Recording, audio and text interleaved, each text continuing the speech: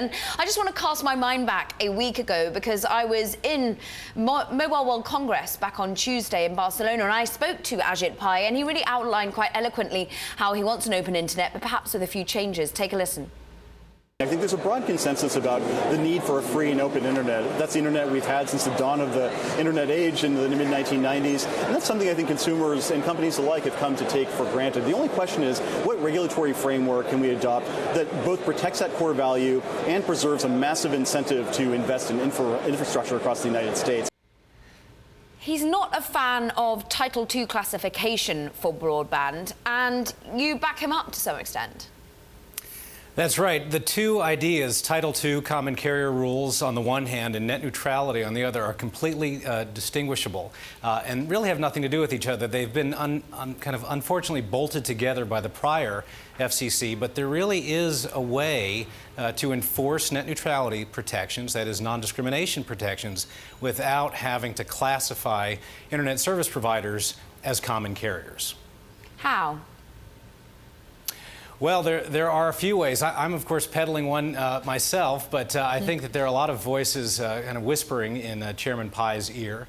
I would point to the way that the FCC adjudicates discrimination complaints today in the video space. Namely, they allow independent networks to step forward and demonstrate that they've been discriminated against by a vertically integrated cable provider. There's no reason in my mind why that same adjudicatory, complaint-driven process couldn't be used to stop discriminatory acts in the internet space. And actually, at this testimony in Washington, one of the points you raised in your writing before was brought up. You believe that actually ISPs, internet service providers, have been held back from investing. I do, and this shouldn't come as a big surprise, right? If you threaten ISPs with price discrimination, now to be clear, we had a very specific form of price discrimination from the 2015 Open Internet Order, and that is the ISPs could not raise any funds from the largest edge providers, Netflix and Google, YouTube, and the like. But there was also a veiled threat of price discrimination, which the FCC forbore from.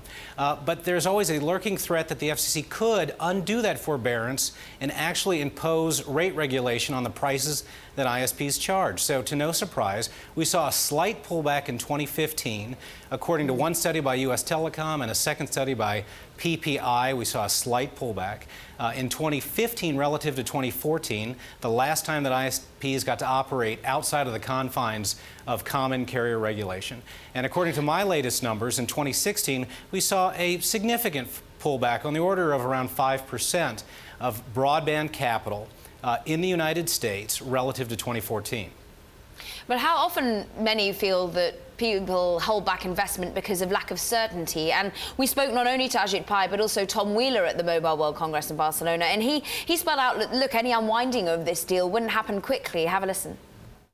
When we put out our open internet rules, we built an extensive record, and it was reviewed and affirmed strongly by the court. Whether you can come back in a couple of years later and say, oh, things have changed so dramatically that you need to reverse all those other decisions, those decisions that have been affirmed by the court, this is going to be a long process. A long process. That quote cracks me up because I don't know if you watched the oral arguments when the FCC's lawyer tried to defend the change in circumstance that the FCC cited as a prerequisite of reclassifying internet providers. He couldn't give an answer, and it was actually one of the more humorous parts of the hearing. And the answer that there was no answer. There was no change circumstance in any kind of regulatory or economic circumstance. The only thing that changed were the politics. So the notion that there's some very steep and sophisticated justification for how we got to reclassification in 2015 is just a ruse. Very briefly, as politics change, of course, many feel that potentially regulation might ease up. And are we right, is the market right to assume that with Ajit Pai at the helm, M&A might go through that little bit easier? I think that's probably fair. I think that the prior FCC tended to lean heavily on what are called structural rules. That is, they weren't that concerned about what econometric models might say about likely price effects from a merger, but instead they were trying to kind of, as a bean counting exercise, the number of unique, say, broadcasters in a given market. Well, the latest empirical evidence suggests that that bean counting exercise doesn't nicely map into price effects, and I think that the new chairman will have a more open and modern view when it comes to understanding the economic literature.